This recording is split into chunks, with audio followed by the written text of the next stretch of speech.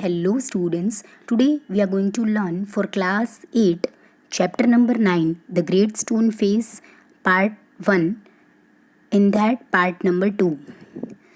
Before coming to this part, I'll recommend you to watch my part 1 of this chapter and then come to this part number 2. So let us just revise the part number 1 which I have in whose link I'll be providing you in the description section of this video. देखो part 1 में हमने क्या देखा था कि great stone face की बात करी गई है। एक जो चट्टान है उसमें कुछ ऐसे फीचर्स बनते हुए नज़र आ रहे हैं जिसको लोग एक प्रोफेसी की तरीके से डील करने लगते हैं और वो ये सोचते हैं कि ये जो पहाड़ है इसमें जिसका फेस नज़र आ रहा है वो आदमी हमें ज़रूर फ्यूचर में दिखेगा। Now let us come to second part. The years went on and Ernest grew to be a young man. और धीरे धीरे टाइम जाता रहा, अर्नेस्ट जो है वो काफ़ी यंग मैन बन गया. He attracted little notice from the inhabitants of the valley. Inhabitants का मतलब क्या होता है? People living in the valley. मतलब जो वैली में रहने वाले लोग थे उनको हम इनहेबिटेंट्स कहेंगे. कोई भी जगह जो रहने वाले वहाँ के निवासी होते हैं उनको इनहेबिटेंट्स कहा जाता है. तो अर्नेस्ट जो है उसका स्वभाव काफ़ी अच्छा होता है, इसीलिए वो सबका जो अटेंशन है वो गेन कर लेता है. मतलब जो वैली के निवासी होते हैं वहाँ पे. They saw nothing remarkable in his way of life except that when the labor of the day was over he still loved to gaze upon the great stone face. तो मतलब ज़्यादा तो कुछ खास था नहीं. वो अपनी रोज़ का जो लेबर है, वर्क जो है वो कंप्लीट करके अपनी कॉटेज के बाहर बैठ जाता था और ग्रेट स्टोन फेस को गेज़ किया करता था, मतलब कंटिन्यूसली देखा करता था. Their idea was that this was a folly but pardonable because Ernest was industrious, kind and neighbourly. Now see, what do we mean by folly? So folly means होता है foolish. So folly means foolish. So लोग जो है वो कभी कभार Ernest को बहुत ज़्यादा फुलिश भी मानते थे, लेकिन ये जो हरकत है मतलब जो कंटिन्यूसली देखना है इस चीज़ को वो लोग पार्डन कर देते, मतलब जाने देते थे, माफ़ कर देते थे. बिकॉज अर्नेस्ट जो था वो काफ़ी इंडस्ट्रियस था. इंडस्ट्रियस मीन्स होता है हार्ड वर्किंग. ओके, तो वो काफ़ी ज़्यादा हार्ड वर्किंग था एंड काइंड भी था एंड नेबरली भी था, मतलब मदद भी करने वाला था आस पड़ोस के लोगों को, और काइंड भी उसका बिहेवियर था. They did not know that the great stone face had become a teacher to him and that the sentiment which was expressed in it would enlarge the young man's heart. And उनको नहीं पता था कि great stone face जो है वो उसका काफ़ी अच्छा टीचर बन गया है, और and that the sentiment which was expressed in it would enlarge the young man's heart. और जो वो सेंटिमेंट्स एक्सप्रेस करता था उसकी वजह से किसी भी यंग मैन का जो हार्ट है वो एकदम एनलार्ज हो जाएगा, एकदम बड़ा हो जाएगा.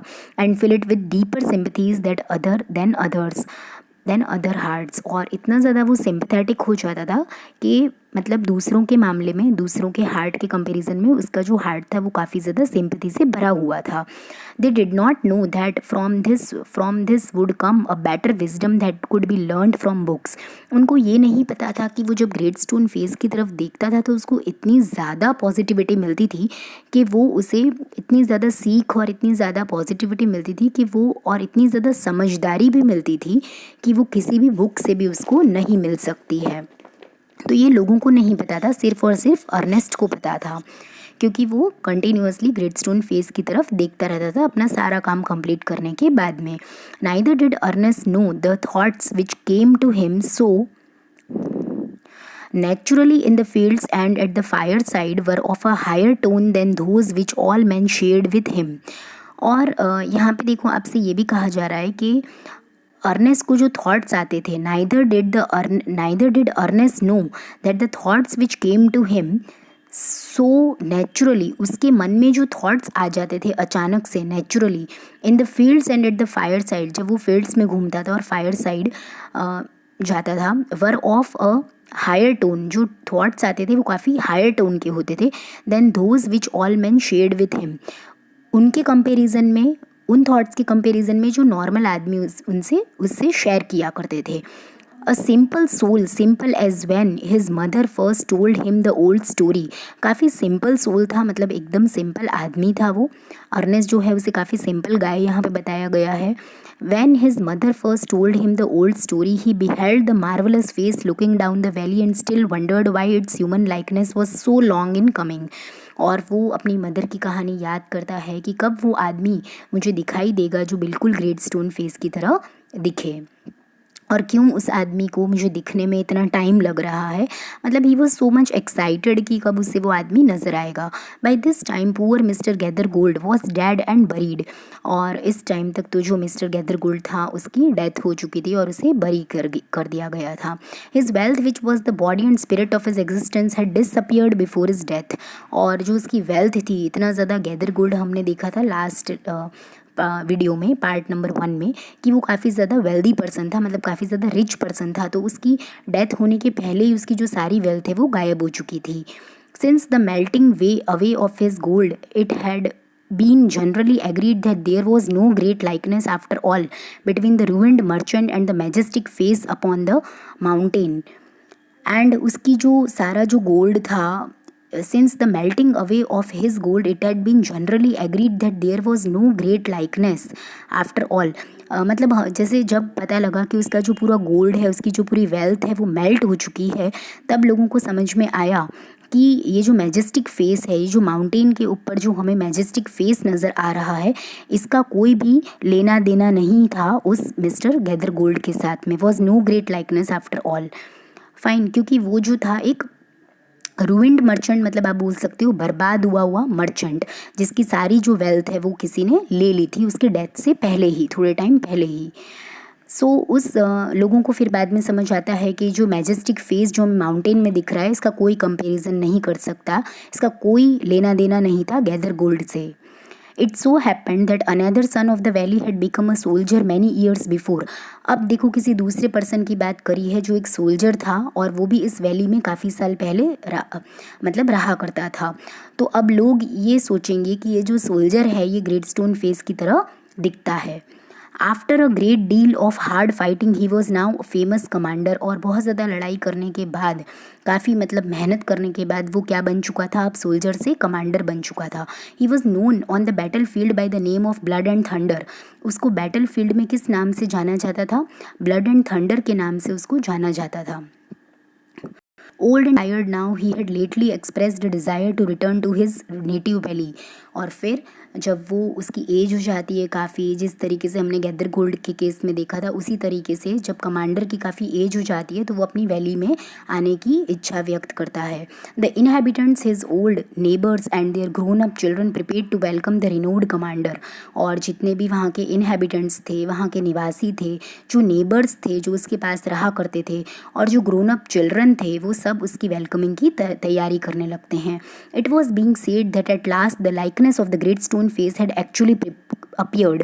और फिर लोगों को ऐसा था कि चलो होपफुली हमें वो आदमी आज दिख ही जाएगा जो ग्रेट स्टोन फेस जैसा लगता है। मतलब कमांडर को लोग ग्रेट स्टोन फेस से रिजेंबल कर रहे थे। Great therefore was the excitement throughout the valley. और फिर से लोग जो है वो काफ़ी ज़्यादा एक्साइट हो जाते हैं। And many people who had never once thought of glancing at the great stone face now spent much time in gazing at it. और जो लोग कभी भी ग्रेट स्टोन फेस की तरफ नहीं देखा करते थे, उन्होंने भी देखना स्टार्ट कर दिया। For the sake of knowing exactly how general blood and thunder looked, ताकि वो ये कंपेरिजन कर पाएँ कि जो ये जनरल ब्लड एंड थंडर है, यानी जो कमांडर है, वो क्या वाकई में इसके जैसा दिखता है या नहीं दिखता है। On the day of the general's arrival Ernest and all the other people of the valley left their work. और फिर जब जनरल का अराइवल होने वाला था, मतलब जो कमांडर है उसका अराइवल वो आने वाला था वैली में, तब अर्नेस्ट ने और दूसरे लोगों ने अपने काम फटाफट कंप्लीट कर लिए और छोड़ दिए। And proceeded to the spot where a great banquet had been prepared. और वो वहाँ पे आ जाते हैं जहाँ पे बैंक्वेट का मतलब होता है दावत। तो एक अच्छी खासी दावत वहाँ पे रखी हुई थी, फीस्ट आप बोल सकते हो, फाइन। तो एक दावत रखी हुई थी और वहाँ पे सब लोग इकट्ठा हो जाते हैं। तो ये दावत जो है वो किसके लिए रखी थी? वो उसी कमांडर की खुशी आने की खुशी में रखी गई थी। Soldiers stood on guard, flags waived and the crowd road. और सोल्जर्स जो हैं वो वहाँ पे खड़े हो जाते हैं गार्ड करने के लिए उस कमांडर को। फ्लैग्स वेविंग स्टार्ट हो जाता है और जो भीड़ है जहाँ पे वो जो भीड़ इकट्ठा हुई है उस कमांडर को देखने के लिए वो ज़ोर ज़ोर से चिल्लाने लगती है, शोर मचाने लगती है एक्साइटमेंट में। Ernest was standing too far back to see Blood and Thunder's face, however he could hear the several voices। और अर्नेस्ट भी ब्लड एंड थंडर को देखने के लिए, फेस को देखने के लिए काफ़ी दूर खड़ा हो जाता है और उसको काफ़ी सारी आवाज़ें सुनाई देने लगती हैं। मतलब लोग जो हैं वो एक्साइटमेंट में चिल्ला रहे हैं तो अर्नेस्ट को वो आवाज़ें सुनाई देने लगती हैं। It's the same face exactly, cried one man dancing for Joy. इतने में एक आदमी जो है वो चिल्लाता है कि हाँ, ये आदमी तो बिल्कुल हूबहू ग्रेटस्टोन फेस जैसा दिखता है, और वो डांस करने लगता है। सो आप यहाँ पे देख सकते हो जो कमांडर है उसका किस तरीके से वेलकमिंग किया जा रहा है। यहाँ पे गार्ड्स हैं और आप देख सकते हो यहाँ पे लोग फ्लैग जो हैं वो वेव कर रहे हैं और लोग चिल्ला रहे हैं उसकी खुशी से, और उसका जो फेस है वो ग्रेटस्टोन फेस से कंपेयर किया जा रहा है। Wonderfully like it that's a fact another. तो सब लोग मतलब सब लोग काफ़ी ज़्यादा एक्साइट हो जाते हैं और बोलते हैं कि यस, ये तो सच बात है कि इसका जो फेस है वो बिल्कुल ही ग्रेटस्टोन फेस जैसा दिख रहा है। And why not, cried a third. और तीसरा आदमी बोलता है क्यों नहीं दिखेगा, he is the greatest man of this or any other age beyond a doubt. तो क्यों नहीं दिखेगा, थर्ड आदमी जो है, थर्ड पर्सन, वो ऐसा बोलता है क्यों नहीं दिखेगा, क्योंकि ये काफ़ी ज़्यादा ग्रेट मैन है।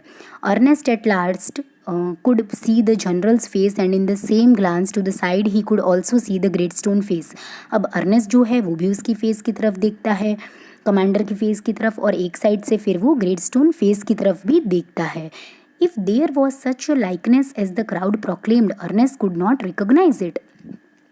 अब अर्नेस्ट जो है वो वापस थोड़ा सा कंफ्यूज हो जाता है कि लोग तो काफ़ी चिल्ला रहे हैं कि भाई इसका जो फेस है वो बिल्कुल ग्रेटस्टोन फेस की जैसा लग रहा है, दिख रहा है, लेकिन उसको वो कुछ ऐसा रिकग्निशन नहीं कर पाता है, मतलब जो वो कुछ भी लाइकनेस नहीं निकाल पाता है। Fine, fear not, Ernest said his heart. और फिर इतने में ही उसे आवाज़ आती है, उसका जो दिल है वो उसे कहता है डरने की कोई भी ज़रूरत नहीं है Ernest. As if the great stone face was whispering to him. उसको ऐसा लगता है कि जैसे ग्रेट स्टोन फेस जो है वो उसके कान में आके फुसफुसा रहा है। विस्परिंग मीन्स किसी के कान में फुसफुसाना। सो उसको ऐसा फील होता है कि जो ग्रेट स्टोन फेस है वो उसके कान में फुसफुसा के बोलता है कि डरने की ज़रूरत नहीं है Ernest, he will come, okay, the man for which you are waiting, for whom you are waiting, the man will come। Fine, so here देखो यहाँ पे प्रोक्लेम्ड का मीनिंग आप देख लेना। सेड लाउडली, अनाउंस, किसी भी चीज़ को अनाउंस करना या ज़ोर से बोलना। सो उसको फिर भी ऐसा लगता है कि जो सोल्जर है ये ग्रेटस्टोन फेस जैसा नहीं दिखता है, लेकिन वैली के जो इनहेबिटेंट्स हैं उनको ऐसा फील होता है। So this was all about the chapter. This chapter gets complete here. इसका जो सेकंड पार्ट है that is chapter number 10 that I will be bringing in my next video. Till then, I hope everybody enjoyed and liked my video. And if you have any doubts, then you can comment me in the comment section. Else share this video among your friends and like this video and share this video. And do share this video among your friends and subscribe my channel for more such videos. Thanks for watching.